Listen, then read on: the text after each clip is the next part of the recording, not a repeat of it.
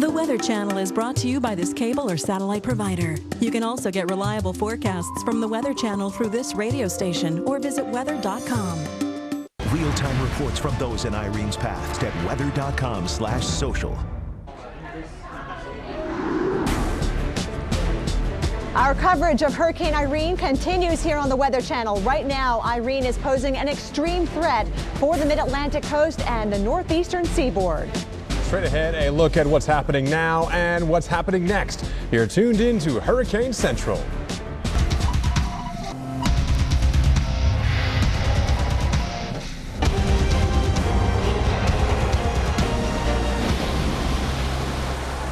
Hurricane Irene, a huge storm impacting millions of people along the coast. Welcome back to our live 24-hour coverage of Hurricane Irene. I'm Kelly Cass. And I'm Paul Goodlow. Right now, Hurricane Irene remains a Category 1 hurricane, but it is living up to its full potential. We're talking some areas have already picked up hurricane force winds for over 12 hours today. And right now, we're seeing numerous tornadoes have been reported, also doing damage to homes, even bringing down trees and power lines. So far, at least 9 deaths have been reported associated with this hurricane, and at least 2 million people or 2 million outages reported from power, and that's just in one state alone.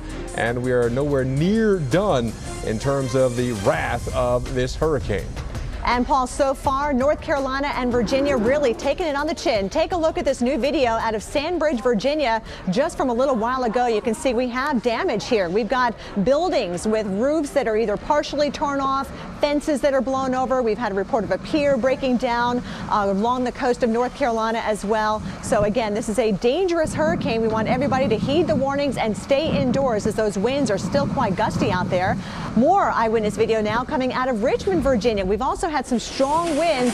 Look at that tree coming down. That was a pretty big tree there. So unfortunately, we are going to have more of that all along the northeast coast. Of course, with saturated ground in places like Philly and New York, we could be seeing a lot of that, unfortunately, and people killed by falling trees. That happens all too often. Well, Governor Bob McDonnell said tonight roughly 2 million Virginians are without electricity, and parts of southeastern Virginia face the serious possibility of flooding. Right now, we have a new advisory in from the National Hurricane Center. We want to go to Brian Norcross at the expert desk. Hi, Brian. All right. Hi, Kelly. Here with Carl Parker, and we just got the advisory in. Take a look at it right here. It's still at 80 miles an hour, and the pressure up a little bit, 954, as we expected it would be, moving north-northeast. It's moving right along the coastline there, just really as forecast. And for people that are wondering how it is that an 80-mile-an-hour storm could cause so much damage over such a large area, well, you look at that central pressure, you might associate that with a much stronger storm in a lot of cases. Well, certainly, normally, it would be a Category 2 hurricane for sure. One more point out of the advisory, and that is that they find out here when they fly around in the airplane, they find very strong winds above the surface, and that raises the concern for the high rises in New York and Philadelphia and other places along the coast. So just bear that in mind, that those high winds have been measured once you get up above the ground. So that's part of this storm. Yeah, I mean, that's what's interesting about the lack of precipitation on the right side there.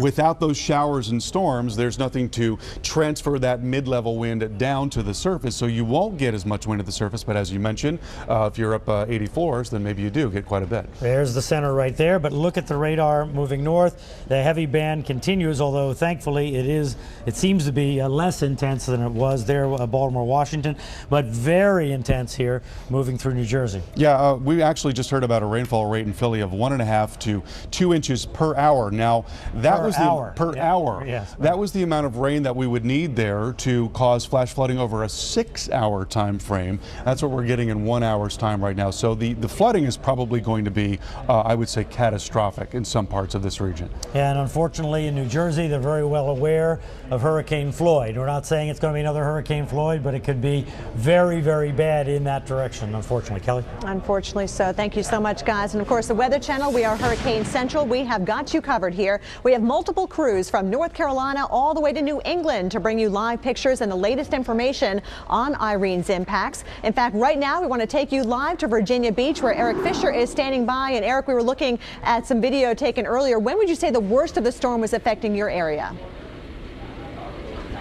Good evening, Kelly. Fortunately, We're taking a look at some improving conditions here slowly. It's going to be a long haul tonight. I mean, you look at the Outer Banks of North Carolina, you look where the center of Irene is, and the Outer Banks are still gusting over 50 miles per hour.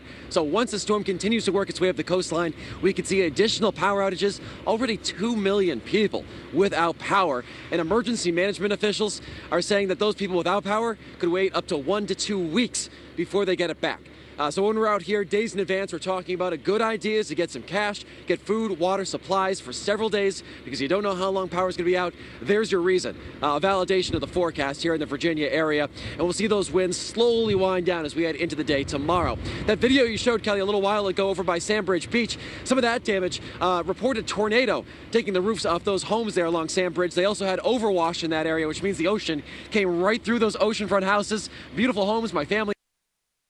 A family vacations there in Sandbridge. That water comes through the houses and then out into the road that's on the other side of them. So we've seen some significant impacts in Norfolk. The city was filling with rain. We were talking about from surge, I should say. We had people who were swimming through the streets in Norfolk. Now that the tide is starting to go out slowly, we'll see some improvement, but it'll be a very slow process there. And Kelly, we've also seen 3 fatalities in the state of Virginia. Unfortunately, that number perhaps will climb before we're all said and done. Either way you slice it, Irene, the first landfalling hurricane in 3 years, making a name for itself. Back to you. Wow, swimming through the streets of Norfolk, Virginia, that is something all right. And, you know, Eric, I know you're still under the threat for more strong winds and also some very heavy rainfall. Are you concerned? Are you seeing a lot of high water on the streets out there?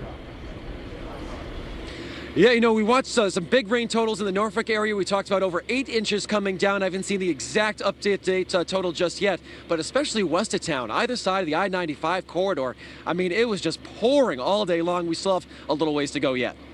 You sure do, Eric. All right, we appreciate your coverage there from Virginia Beach on the southeastern corner of the Dominion State. Our live coverage continues next of Hurricane Irene. We are around the clock here at Hurricane Central. We've got the latest video as well as live shots up and down the coast, plus your forecast, a very important forecast as this is going to be impacting millions of people. We are constantly fine-tuning and tweaking that forecast. Of course, you can always get more information at weather.com as well. We've got extended coverage there, right there on the front page of weather.com. We'll be right back.